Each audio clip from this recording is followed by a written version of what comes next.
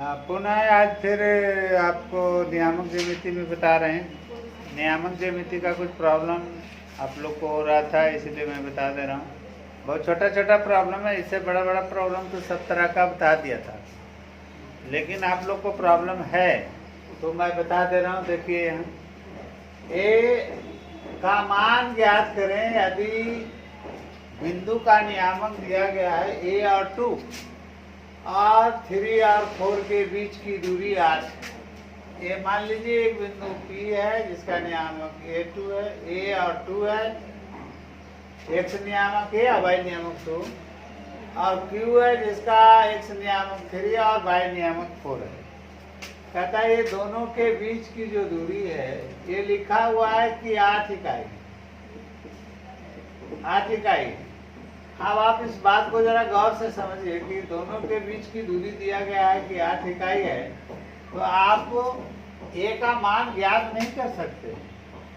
तो यहाँ अगर x1 इसको माने कि x1 बराबर a, y1 बराबर 2, x2 बराबर 3 और y2 बराबर 4 है, तो आप दोनों बिंदुओं के बीच की दूरी बराबर 8 इकाई प्रश्न से दिया है कि दोनों बिंदुओं के बीच P और Q के बीच की दूरी 8 इकाई है, ये दिया गया है आपको।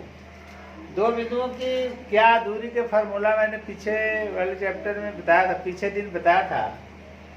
तो आप जरा सा इसमें ध्यान दें कि दो बिंदुओं के बीच की दूरी जानते हैं फार्मूला √x2 - x1 का whole square plus y2 - y1 का होल स्क्वायर बराबर 8। स्क्वायरिंग कर दीजिए दोनों तरफ, स्क्वायर कीजिएगा तो इसका रूट खत्म हो जाएगा, ये स्क्वायर हो जाएगा। ये बच जाएगा क्या, x2 का क्या मान है, यहाँ 3 है, 3 भर दिया, x1 का मान ये है, ये भर दिया, इसका होल स्क्वायर कर दिया। फिर y2 4 है, 4 भर दिया, y1 2 है, 2 का होल स्क्वायर कर दिया। इधर रूट को क्या कहा, स्क्वायर करेंगे तो रूट खत्म हो जाएगा, इसका स्क्वायर हो जाएगा। अब इसको a - b के होल स्क्वायर में तोड़ेंगे, तो a - b के होल स्क्वायर में तोड़ेंगे तो ये हो जाएगा 9 - 6a प्लस a स्क्वायर। समझ में आ रहा है, a - 2ab plus b square. फिर ये हो गया 4 - 2 गया तो 2 बचा, 2 का होल स्क्वायर किया तब 4 हो गया। 8 का स्क्वायर 64 होता है, वो लिख दिया और सबको एक साइड कर दिया। तो a स्क्वायर देखिए यहाँ -6 है, ये 9 4 कितना हो गया 13, इसको उधर ले जाएंगे तो माइनस इतना बराबर 0।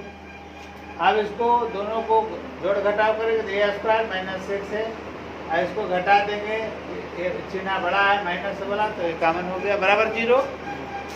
अब आप जरा सा इसको आप देखेंगे कि इसको गुणनखंड करने पर, गुणनखंड समझते हैं, फैक्टराइज मेथड से x का मान ज्ञात करें, द्विघात समीकरण में पढ़े हैं। तो अगर हम इसको उस तरह से फैक्टराइज करते तो फैक्टराइज नहीं होता। तो एक विवेचक विधि आप पढ़े हैं 10वीं क्लास में, विवेचक विधि पढ़ना है, उसमें विवेचक विधि में d निकालते हैं।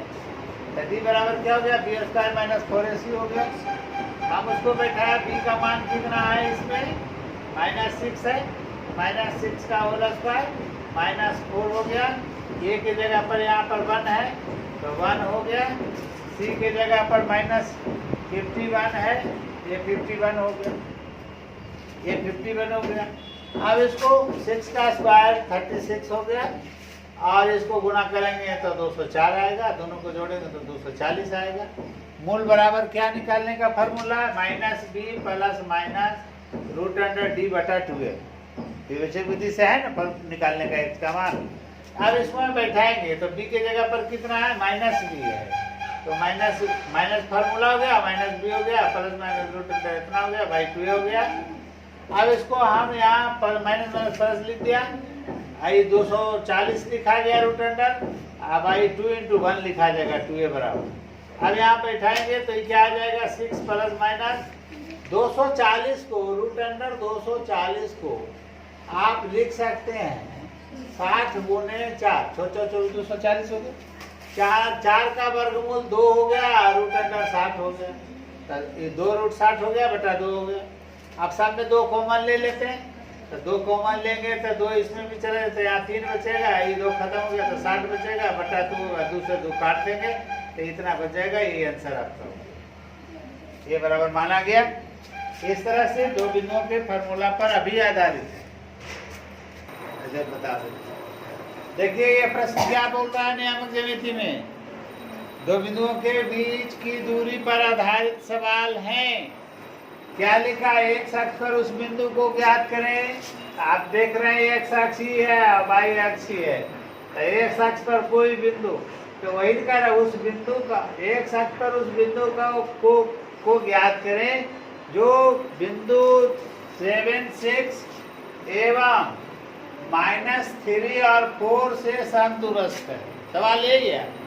आप प्रश्न को पहले समझ लें, बहुत आसान है। समदूरस्थ माने होता है बराबर दूरी। आप कहता है एक अक्ष पर, तो एक अक्ष ही है, आप एजा भी ले सकते हैं, एजा भी कोई प्रॉब्लम नहीं। तो एक अक्ष पर कोई बिंदु है, मान लिया कि वह बिंदु लिया P, ये कह रहा दूसरा जो बिंदु है वो x है और तीसरा बिंदु R है। अब ये कहता है ये दोनों बिंदुओं के नियामक दिए गए हैं सवाल में, 7, 6 और -3 और 4 है, -3 और 4 है। इस कोऑर्डिनेट के हिसाब से ये जो है इसमें जाएगा, इस बात में जाएगा, लेकिन यहाँ वो सब चीज़ नहीं है, यहाँ समझने से मतलब है। तो यहाँ ये हो गया दोनों के बीच की दूरी समदूरस्थ है, से बता रहा है। अगर यहाँ से PQ और यहाँ से PR, ये प्रश्न से ये दोनों बराबर हैं, तो कहता है कि आप इस बिंदु का नियामक ज्ञात करें। तो सबसे पहली बात आपको ये जानना होगा कि एक्स अक्ष पर बाई नियामक 0 होता है। जैसे आप मान लीजिए एक्स अक्ष ये है, इस पर कोई भी बिंदु लेंगे तो बाई तो ऊपर जाएंगे तभी ना बाई का मान होगा। तो एक्स अक्ष पर बाई 0 और बाई अक्ष पर एक्स 0। तो अगर हम एक्स अक्ष पर ले रहे हैं कोई बिंदु तो बाई नियामक 0 होगा। तो मान लिया कि P का नियामक x है, x नियामक x और बाई नियामक तो 0 श्योर हो गया, तो ये हो गया 0। बात समझ गए? अब प्रश्न के अनुसार PQ बराबर है क्या PR। समदूरस्थ का मतलब यही होता है कि इस बिंदु से Q और इस बिंदु से R की दूरी क्या है, बराबर है।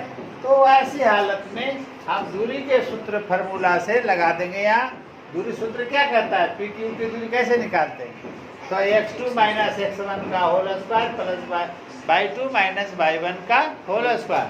तो क्या हो गया 7 माइनस या x -7, कोई फर्क नहीं, उससे एक ही बात आएगा। तो x - 7 का होल स्क्वायर हो गया और 0 - 6 का होल स्क्वायर यहाँ लिखा मैंने। इसकी दूरी बराबर है तो PR की दूरी निकालेंगे, जो कि इस दूरी से इसकी दूरी बराबर है। क्या हो गया x प्लस 3 माइनस क्या हो गया प्लस, तो x प्लस 3 का होल स्क्वायर और प्लस 0 - 4 का होल स्क्वायर। समझ में आ गया? ये दूरी दोनों दूरी बराबर है, इसलिए प्रश्न से मैंने लिख दिया कि दोनों के बीच की दूरी क्या है, बराबर है। अब इसको दोनों तरफ स्क्वायर कर देंगे तो रूट दोनों का क्या हो जाएगा, खत्म हो जाएगा। तो ये बच जाएगा x - 7 का होल स्क्वायर, 0 में से -6 तो -6 का होल स्क्वायर बचा। यहाँ x प्लस 3 का होल स्क्वायर, 0 में से 4 गया तो -4 का होल स्क्वायर हो गया। अब इसको तोड़ दिया a - b के होल स्क्वायर, तो a - b के होल स्क्वायर पर तोड़ा तो x square -14x plus 49 plus 36 आ गया। नहीं, इसको तोड़ेगा तो 36 आएगा, प्लस में आ जाएगा।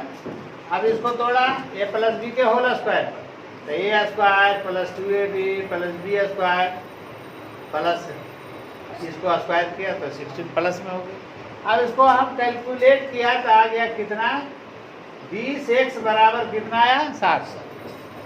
कैलकुलेट करने के बाद 20x बराबर 60, इसलिए x बराबर कितना आ गया 3। अब आप बताएंगे कि क्या x अक्ष के किसी बिंदु का, जो मैंने एक बिंदु माना था, उस बिंदु का नियामक आपको प्राप्त हो गया 3 और 0, x का मान आ गया, वही इसका नियामक हो गया कि x अक्ष पर उस बिंदु का नियामक हो गया कितना 3 और 0।